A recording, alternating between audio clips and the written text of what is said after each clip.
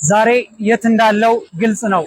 እንደምታዩት ስለ ብሪጅ ልናወራ ነው ማለት ነው። ዛሬ እዚህ ያለሁት ሶሻል ሚዲያ ላይ ስለ ቤሪንግ እና የሆነ የተለቀቀ ቪዲዮ ነበርና እሱ ጋር መልስ ለመስጠት እንግዲህ ዛሬ ስለ ቤሪንግ እናወራለን።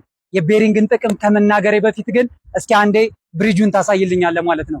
እያንዳንዱን ፓርት ላሳያችሁና ከዛ በኋላ እያንዳንዱ ላይ ትንታኔ እንሰጥበታለን ማለት ነው።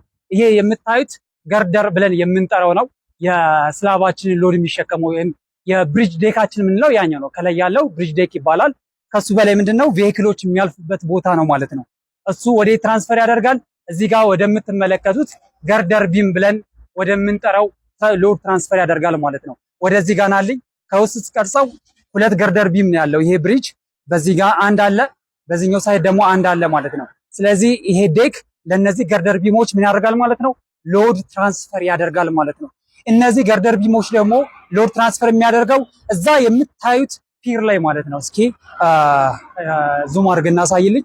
እዛ የምታዩት ፒር ላይ እና እዚህ ወደዚህ መልስላቸው፣ ወደዚህ ሎድ ትራንስፈር እንዲሆን ያደርጋል ማለት ነው። መልስልኝ። በተመሳሳይ እዛ ፒር ጋር እዛ የምታዩት ፒር ላይ ከላይ ምን ይኖራል? ቤሪንግ ብለን በዚህኛውና ወይም በገርደሩና በፒር ካፑ መሃል ያለችው ምንድነች? እቺ ቤሪንግ ብለን እንጠራታለን። ከቤሪንጓ በታች ያለው ምንድነው? ፒር ካፕ ብለን እንጠራዋለን። ሎዱን ዩኒፎርምሊ ዲስትሪቢዩት እንዲሆን ስትረስ ኮንሴንትሬት እንዳይሆን ወደ ፒር ሻፍቱ ትራንስፈር ሲሆን ሎድ ኮንሴንትሬት እንዳይሆን ሴፍሊ ትራንስፈር ለማድረግ ይሄን የምትጠቀሙት ምንድነው? ፒር ካፕ ብለን እንጠራዋለን ማለት ነው። ሁለት ገርደር ስላለን የሁለቱን ገርደር ሎድ ይሸከምና ወደ ምታዩት ፒር ሻፍት ሎድ ትራንስፈር ያደርግልናል ማለት ነው። ስለዚህ ከላይ ያ ምን ብለናል? እስኪ ዙም አድርግልኝ። ፒር ካፑን አሳያቸው። ገርደር ቢሙ ትራንስፈር የሚያደርግበት ይሄ ፒር ካፕ ብለን እንጠራዋለን። ትንሽ ወረድ አድርገው። ከሱ በታች ምን ይኖረናል? ይሄኛው ደግሞ ፒር ሻፍት ብለን እንጠራዋለን ማለት ነው። ስለዚህ አሁን እንመልስና እያንዳንዱ ምን ማለት እንደሆነ ለማብራራት ልሞክር። እሺ፣ እዚህ ጋር እንደምታዩት ይሄ ገርደር ወዴት ነው ትራንስፈር የሚያደርግ? እዚህ ከመድረሱ በፊት ወደ ቤሪንጉ ነው ማለት ነው። እስኪ ቤሪንጓን አሳይልን። እዚህ ጋር ኢላስቶሜሪክ ቤሪንግ ብሎ ይጠራል። የተለያየ የቤሪንግ አይነት አለ። የመጀመሪያው ነው ኢላስቶሜሪክ ቤሪንግ የምንለው። ፖት ቤሪንግ አለ፣ ስፔሪካል ቤሪንግ አለ። እንደ ሎድ ታይፑ እና እንደሚፈቅደው ሙቭመንት የቤሪንግ ታይፑም ይለያያል ማለት ነው። ስለዚህ ይሄ ገርደር ቢም ወደ ትራንስፈር ያደርጋል ማለት ነው። ወደዚህ ኢላስቶሜሪክ ብለን በምንጠራቸው ወደ ቤሪንጎች ትራንስፈር ያደርጋል። ከዚህ ቤሪንግ ደግሞ ወዴት? እዚህ ጋር ወደምታዩት ቺሮል ወይም አበትመንት ሎድ ትራንስፈር ያደርጋል ማለት ነው። ስለዚህ አሁን የዚህ ቤሪንግ ጥቅሙ ምንድነው የሚለውን ነገር ከመናገሬ በፊት አንድ ምሳሌ ልንገራችሁ ማለት ነው። እስኪ ወደዚህ ናና እኔን እንደምን ታዩኛላችሁ? ይሄ ከአንገቴ በላይ ያለውን እንደዚህ እንደ ገርደር አድርጋችሁ ትሰሉታላችሁ ማለት ነው። ይሄንን አንገቴን ደግሞ እንደ ቤሪንጉ ቅድም እንዳሳየዋችሁ እንደ ቤሪንጉ ማለት ነው። ከዚህ በኋላ ትከሻዬን ደግሞ ምንድነው እዛ ጋር ፒር ካፕ ብለን እንደምንጠራው፣ ከዛ ይሄኛውን ደግሞ እንደምናየዋለን እንደ ፒር ሻፍት ብለን እንደምንጠራው እንደ ዋናው ተሸካሚ ፒሩ ማለት ነው።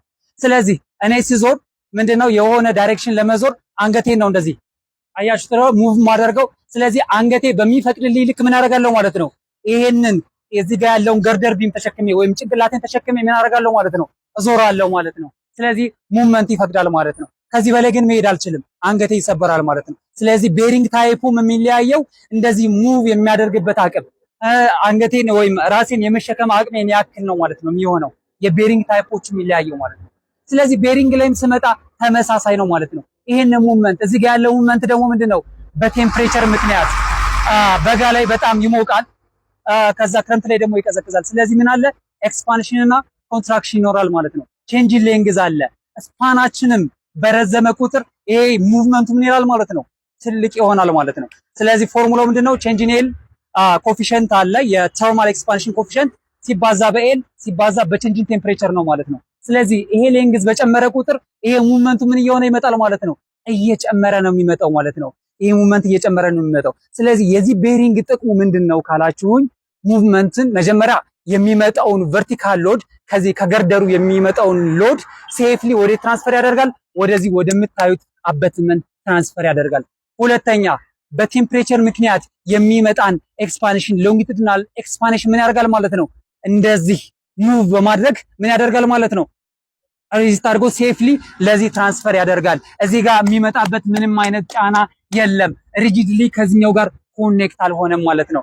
ሌላስ ሮቴሽን ቬሂክል ሎድ ከላይ በሚመጣበት ጊዜ ይሄ ገርደር ምን ሊያደርግ ይችላል? ሳግ ሊያደርግ ይችላል። ስለዚህ እዚህ ጋር ምን ይኖራል ማለት ነው? ሮቴሽን። ያን ሮቴሽን ልክ አንገቴን እንደዚህ እንዳዞርኩት ሁሉ ይሄንን ሴፍሊ ይሄንን ተሸክሞ ሮቴት እንዲያደርግ የሚያደርገው የትኛው ነው ማለት ነው? ይሄ ቤሪንግ ነው ማለት ነው። ግን ይሄ ቤሪንግ ባይኖር እና ይሄ አበትመንት ይሄ ሪጂድሊ ፊክስ ቢሆን ኑሮ ምን ይሆናል ማለት ነው? ይሄን ሙቭመንት ይሄን ይጎዳል ማለት ነው። የዚህ ደግሞ ፋውንዴሽን አለው። ስለዚህ ለመቀየር ጥሩ የሚሆነው ይህችን ቤሪንግ ነው የሚሆነው። ከጊዜ በኋላ ይሄ ቤሪንግ ምን ይሆናል? ዋርናት ሊሆን ይችላል። ስለዚህ ይሄ ባለበት ሊቀየር ይችላል። ይሄኛው ግን ፌል ካደረገ ይሄን ለመቀየር ኢኮኖሚካሊ በጣም ኮስት ስለሚያደርገን ጥሩ አይደለም ማለት ነው። ስለዚህ የቤሪንግ ዋና ጥቅሙ ምንድነው? ሴፍሊ ከሱፐር ስትራክቸር የሚመጣው ሎድ ምን ማድረግ ነው? ሴፍሊ ወደዚህ ትራንስፈር ማድረግ ነው።